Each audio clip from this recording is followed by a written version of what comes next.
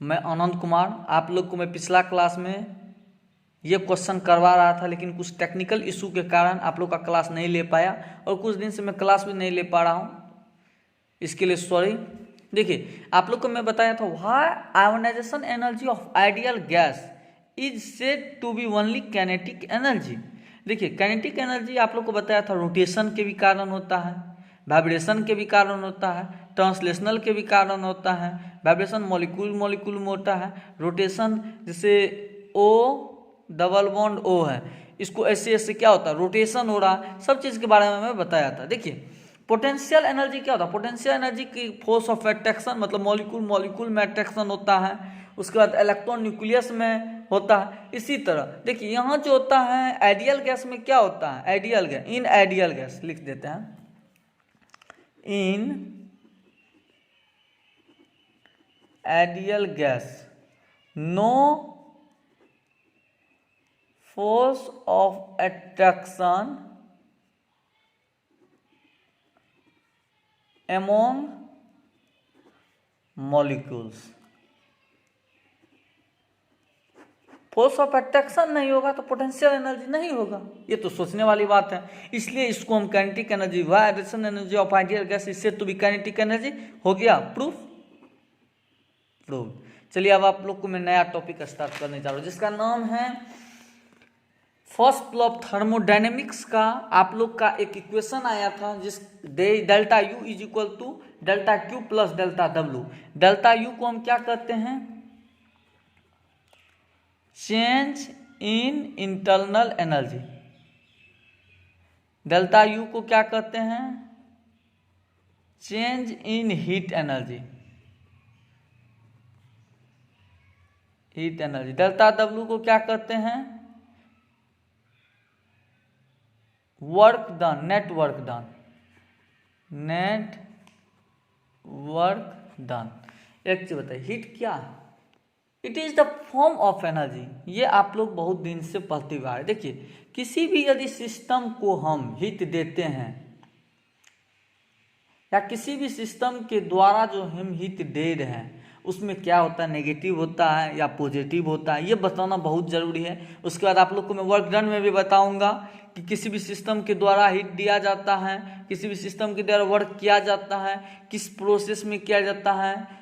4 प्रकार का होता है, जिसमें आइसोबारिक होता है, आइसोक्रोलिक होता है, आइसोथर्मल होता है, एडियाबेटिक होता है। सब प्रोसेस में मैं वर्क डन बताऊंगा। पहले ये जरूरी है कि हीट में, देखिए, किसी भी heat given to the system क्या होता है, heat given to the system क्या होता है, ये याद रखिएगा, ऑलवेज पॉजिटिव होता है। और heat given by the system क्या होता है, ऑलवेज नेगेटिव होता है। क्या होता है, ऑलवेज नेगेटिव होता है। Heat given to the system is positive, heat given by the system is negative. देखिए, आप लोग को मैं एक चीज बता, पिछला क्लास में बताया था सीपी और सीवी के बारे में। देखिए, सीपी क्या होता है, देखिए एक चीज वो सोचने वाली बात है, किसी भी सॉलिड के लिए, लिक्विड के लिए और गैस के लिए जो स्पेसिफिक हीट होता है वो क्या होता है, फॉर सॉलिड लिक्विड गैस के लिए जो स्पेसिफिक हीट होता है वो होता है एम सी डेल्टा टी। अब आप लोग पूछेगा सर एम क्या है, सब मैं बता रहा हूं, आप लोग टेंशन मत लीजिए। और आइडियल गैस जो होता है only for ideal gas, not for other, okay. Only for ideal gas के लिए जो होता है Q इज इक्वल टू होता है एन सी डेल्टा टी। अब पूछिए सर एन क्या दे दिए, आप तो बता रहे थे सीपी सीवी, सब मैं बता रहा हूं, आप लोग इंतजार कीजिए बच्चे। देखिए, Q क्या होता है, Q ये क्या होता है, हीट दिए। M क्या होता है, number of M, sorry, M क्या होता है, मास होता है। C क्या होता है, स्पेसिफिक हीट कांस्टेंट होता है। क्या होता है, C स्पेसिफिक हीट कांस्टेंट, या mole of specific heat constant, ये भी लिख सकते हैं। डेल्टा टी क्या होता है, change in temperature, change in temperature. एक चीज बताइए, टेम्परेचर को, कोई भी टेम्परेचर मानिए 5 डिग्री सेल्सियस है, मानिए टेम्परेचर कितना है 5 डिग्री से, इसको सेल्सियस में है ये, इसको यदि केल्विन में बदलना है तो क्या कीजिएगा। देखिए आप लोग को ये मैं बता रहा हूँ, किसी भी से कोई भी टेम्परेचर यदि सेल्सियस में है उसको यदि केल्विन में बदलना है तो 273 जोड़ दीजिए तो कितना आया 278 केल्विन आ गया। यदि किसी भी टेम्परेचर को केल्विन में बदलते हैं सेल्सियस से तो उसमें 273 जोड़ देते हैं, यदि केल्विन को सेल्सियस में बदलते हैं तो 273 घटा दीजिए, कोई दिक्कत। इसलिए Q इज इक्वल टू क्या होता है एम सी डेल्टा टी। अच्छा एक चीज और, Q इज इक्वल टू यहाँ क्या होता है हीट होता है, Q क्या है हीट है, N क्या है नंबर ऑफ मोल है, Q N क्या है नंबर ऑफ मोल, C क्या number of mole of specific heat constant क्या है mole of specific heat constant, और डेल्टा टी क्या चेंज इन टेम्परेचर। अब आप लोग पूछेगा सर सी क्या, देखिए सी दो प्रकार का होता है, एक सीपी होता है और एक सीवी होता है। सीपी क्या होता है, सीपी क्या होता है और सीवी क्या होता है, बहुत ही जरूरी बात है। देखिए सीवी जो होता है ये जो होता है एट कांस्टेंट प्रेशर पे होता है, सीपी क्या होता है eight constant pressure, eight constant pressure, CV क्या होता है एट कांस्टेंट वॉल्यूम। अब पूछेगा सर सीवी सीपी का तो वैल्यू ही नहीं जानते हैं, अच्छा इंतजार कीजिए। सीपी इज इक्वल टू क्या होता है, सीवी इज इक्वल टू क्या, तो वो मैं बता रहा हूँ। देखिए आप लोग को मैं डिग्री ऑफ फ्रीडम के बारे में बताया था। एफ क्या होता है मोनो एटॉमिक के लिए क्या होता है, डायटॉमिक के लिए क्या होता है, पॉली एटॉमिक के लिए क्या होता है, एक से ज्यादा दो से ज्यादा मॉलिक्यूल के लिए क्या होता है, आप लोग को मैं सब बताया हूँ। देखिए सीपी क्या होता है, सीवी होता है एफ बाय 2r। अब कहिएगा sir F by 2r, F क्या वेयर, एफ इज क्या है डिग्री ऑफ फ्रीडम, एफ क्या है डिग्री ऑफ फ्रीडम, एफ क्या है डिग्री ऑफ फ्रीडम, आर क्या है, अरे यार आर का वैल्यू तुम नहीं जानते हो, 8.31 जूल पर मोल केल्विन। एक होता है कैलोरी में 2 कैलोरी पर मोल केल्विन। वाह क्या बात है सर, आप बता दिए सब चीज। देखिए सीपी का वैल्यू होता है सीवी, सीपी क्या होता है CP at constant pressure, CP is equal to होता है सीवी प्लस आर। सीवी आप लोग जानते होंगे, सीवी का यहाँ वैल्यू करके आर का यदि कैलोरी में है +2 कर दीजिएगा, हो गया बात खत्म। अब मोनो एटॉमिक के लिए आप लोग को मैं बताया था, मोनो एटॉमिक क्या होता है, the atomic polyatomic. Monoatomic के लिए F is equal to 3, diatomic के लिए F is equal to 5, F is equal to 6 polyatomic. ये बहुत ही इंपॉर्टेंट आप लोग को याद रखना है बच्चे। चलिए हीट के बारे में बस इतना ही, इससे ज़्यादा मत पढ़िए। 12th में या IIT JEE मेंस का कोई भी क्वेश्चन आपको यदि हीट से आता है तो आपको बनेगा है, और वैसे मैं क्वेश्चन IIT JEE मेंस तक का करवाऊंगा। चलिए अब एक नया डेल्टा डब्ल्यू के बारे में जानिए। डेल्टा डब्ल्यू आप लोग को मैं बताया था, डेल्टा डब्ल्यू क्या है, नेट वर्क डन है। क्या है ये नेट वर्क डन है। चलिए net work done, net work done, इसे भी आप लिख सकते हैं D U is equal to D Q plus D W. कोई नहीं, ये स्मॉल चेंज के लिए डी जो होता है स्मॉल चेंज होता है। आप लोग इंटीग्रेशन पढ़े होंगे, याद आ रहा होगा, इंटीग्रेशन डिफरेंशिएशन पढ़े होंगे, उसमें आप लोग को सर बिल्कुल बताए होंगे किसके रेस्पेक्ट में क्या करते हैं, इंटीग्रेशन में क्या होता है, डिफरेंशिएशन में क्या होता है, ये सब आप लोग को बताए। चलिए आप वर्क क्या होता है, एक चीज बताइए, कोई भी काम आप करते हैं तो उसमें वर्क करना पड़ता है कुछ, सॉरी क्या आ गया, कोई भी काम करते हैं तो उसमें कुछ ना कुछ वर्क करना पड़ता है। आप लोग को मैं बताया था कि इसमें ऑन द सिस्टम, देखिए यहाँ 2 है और बाय है, ये बात टू और बाय। चलिए अब यहाँ चलिए, work done on the system क्या होता है, और वर्क, ये सब आपको क्वेश्चन में बहुत ही जरूरी है। Work done by the system क्या होता है? देखिए किसी भी सिस्टम पे जो वर्क होता है वो क्या होता है? Work done on the system, on याद रखना है, बाय द सिस्टम नेगेटिव, ये हर वक्त याद रखना। आप लोग को मैं बताऊंगा, जब V2 ग्रेटर देन V1 होता है work done by the gas होता है। एक चीज और, जब केस फर्स्ट याद रखिएगा, when V2 greater than V1, तो उस जगह क्या देखिए V2 ग्रेटर वॉल्यूम यदि सेकेंड वाला का बढ़ जाता। एक चीज बताइए, P डेल भी आप लोग पढ़े होंगे, work done DW is equal to क्या होता है? PdV होता है। अब हम क्या कर रहे हैं, वॉल्यूम चेंज हो रहा है, क्या हो रहा है? वॉल्यूम चेंज हो रहा है, कांस्टेंट, इसका मतलब है कांस्टेंट प्रेशर है। तो W इज इक्वल टू हम लिख सकते हैं P V2 माइनस V1 लिख सकते हैं। जब V2 ग्रेटर देन V1 है, जब V2 ग्रेटर देन V1 है, देखिए V2 ग्रेटर देन यदि V1 है, तो एक चीज बताइए, जब वॉल्यूम सेकेंड वॉल्यूम 1 से ज्यादा है तो इस जगह हो जाएगा work done by the gas. अब कहिएगा सर बाय कैसे पॉजिटिव, जब ये ज्यादा है ये कम है, तो एक चीज बताइए PV2 माइनस PV1, तो ये ऑलवेज क्या होगा? पॉजिटिव ही होगा। क्या होगा? पॉजिटिव ही होगा। ये गैस के लिए हो रहा, ठीक। Work done on the system क्या होता है? Positive. Work done by the system क्या होता है? नेगेटिव, सिस्टम के द्वारा। लेकिन ऑन द गैस में जब जाइएगा तो इसका उल्टा हो जाएगा। बाय द गैस क्या होता है? पॉजिटिव। ऑन द गैस क्या होता है? नेगेटिव। ये हर वक्त work done on the gas क्या होता है? नेगेटिव। अब चलिए केस 2,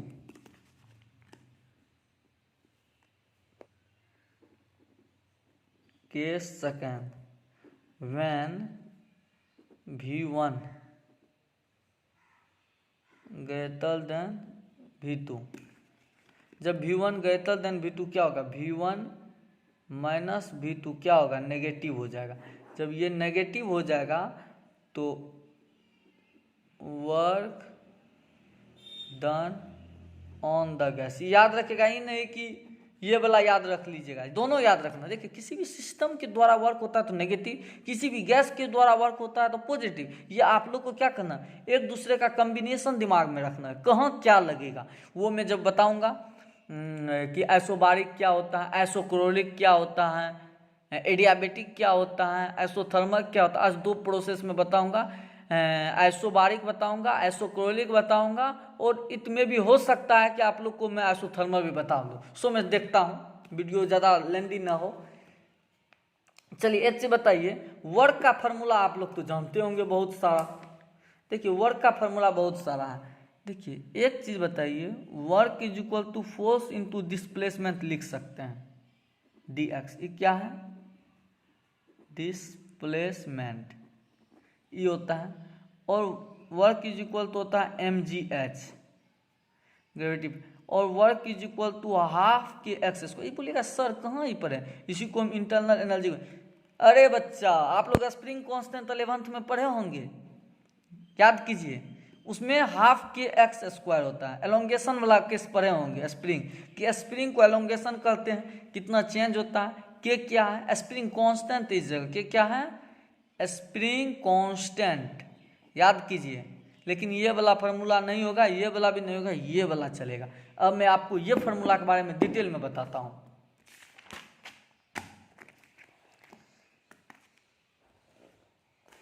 अब ये फार्मूला के बारे में आप लोग को बताना बहुत ही जरूरी मैं समझता हूं। देखिए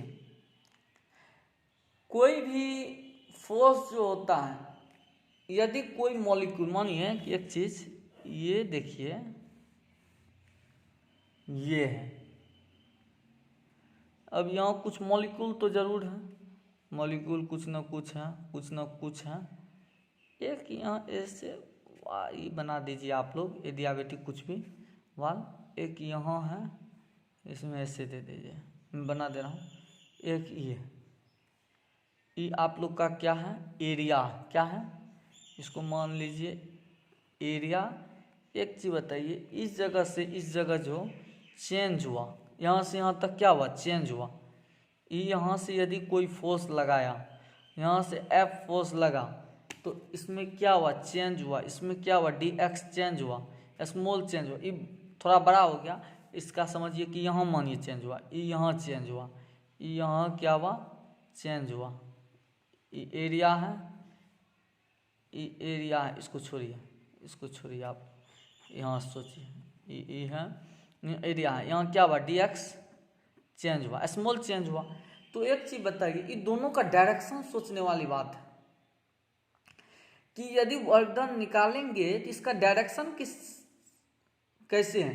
किसी भी वाल, एक मतलब पिस्टन जैसे आप लोग को एक्सपेरिमेंट, वो तो लेंदी हो जाएगा, लेकिन फिर भी मैं बता दे रहा हूँ कि कोई भी एनक्लोज्ड अरेंजमेंट है, यदि वो एडियाबेटिक वाल से अरेंजमेंट हैं, तो एक एंड क्या होता है उसका, मूवेबल होता है, जो प्रेशर पे डिपेंड करता है इनसाइड में कितना प्रेशर देंगे, जहाँ पिस्टन फिट रहता है। और पिस्टन के मदद से हम लोग थर्मोडायनेमिक प्रोसेस को और वर्क डन किसी भी गैस के द्वारा जो होता है उसको हम लोग क्या करते हैं, एक डिजाइन करते हैं जो हीट इंजन जो होता है मैकेनिकल वर्क में परफॉर्म कर देता है। गैस का जब एक्सपेंशन होता है, मैं बता दे लिखूंगा नहीं, आप लोग को समझने वाले, जब गैस का एक्सपेंड होता है तो मॉलिक्यूल ऑफ गैस क्या होता है, रेंडमली मूव करता है किसी भी वेलोसिटी से। जब गैस का मॉलिक्यूल होगा तो ये किसी भी वेलोसिटी से क्या होगा, रेंडमली मूव करेगा। तब क्या होगा, कॉलिजन हो जाएगा किसके बीच में, वाल के बीच में, और किसी भी गैस के मॉलिक्यूल के बीच में क्या होगा, कॉलिजन होगा। जहाँ क्या एक पिस्टन फिटेड है, क्या है, पिस्टन फिटेड है। जहाँ पिस्टन फिटेड है तो मोमेंटम होगा एक दूसरे पॉइंट पे, ट्रांसफर मोमेंटम एक दूसरे पॉइंट पे यदि होगा तो एक चीज बताइए, जब मोमेंटम होगा तो वहाँ क्या होगा, जब मोमेंटम हो जाएगा प्रोड्यूस, तो वहाँ कोई ना कोई एक फोर्स क्या होगा, प्रोड्यूस होगा, जो किस पे, surface on wall of cylinder पर पिस्टन पे होता है। सो फोर्स जो होता है पिस्टन पे कुछ ना कुछ डिस्प्लेस करेगा। सो आप लोग बताइए, F is equal to D W is equal to F into dx।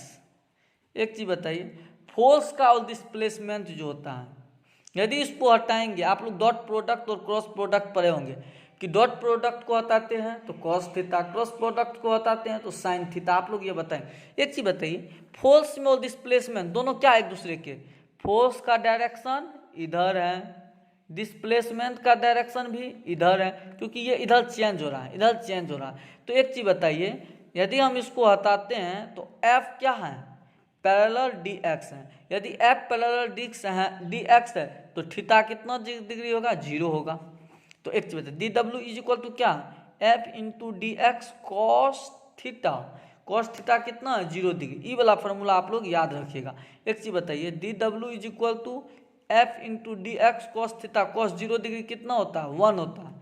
अब बोलिएगा सर हमको तो ये भी याद है, देखिए कॉस 0 डिग्री क्या होता है, कॉस 30 डिग्री क्या होता है, कॉस 45 डिग्री क्या होता है, कॉस 60 डिग्री क्या होता है, कॉस 120 डिग्री क्या होता है, कॉस 180 डिग्री क्या होता है, कॉस 320 डिग्री का। ये सब एक याद करने का चीज़ नहीं, ये एक आप दिमाग में रखिए कि कैसे इसको निकाला जाता है। ये आप ये नहीं कि आप रट लीजिए, मुझसे कोई भी कदमों डिग्री का पूछ दे तो मैं उसको तुरंत जवाब दे सकता, क्योंकि ये सब एक कॉन्सेप्चुअल चीज़ है। आप लोग को भी ये इसमें भी हो सकता है कि आप लोग को नेक्स्ट लेक्चर में आपको मैथ का कुछ चीज़ आप लोग को मैं बताऊंगा कि मैथ में क्या क्या यूज होता है, फिजिक्स में, इसमें बता दे रहा हूँ। लेकिन अगला क्लास में हो सकता है कि आप लोग का मैथ में क्या क्या यूज होता है वो मैं बताऊँ। तो देखिए, D W is equal to F into D X होता है, F डी एक्स, तो F डी एक्स को F इंटू डी एक्स। अब इंटीग्रेट कीजिए बोथ साइड, इंटीग्रेट कीजिएगा तो फोर्स बाहर हो जाएगा, डी डब्ल्यू फोर्स क्या होता है, pressure, force pressure into area, pressure into area into D x.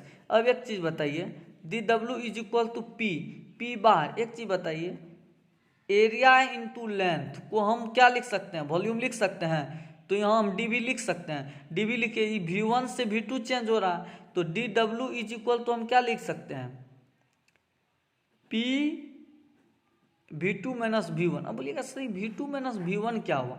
एक चीज बताइए, वॉल्यूम ऑफ गैसेस क्या होता है? चेंज हो रहा है from V1 to V2, then work done by gas क्या होगा? वर्क डन बाय गैस क्या होगा?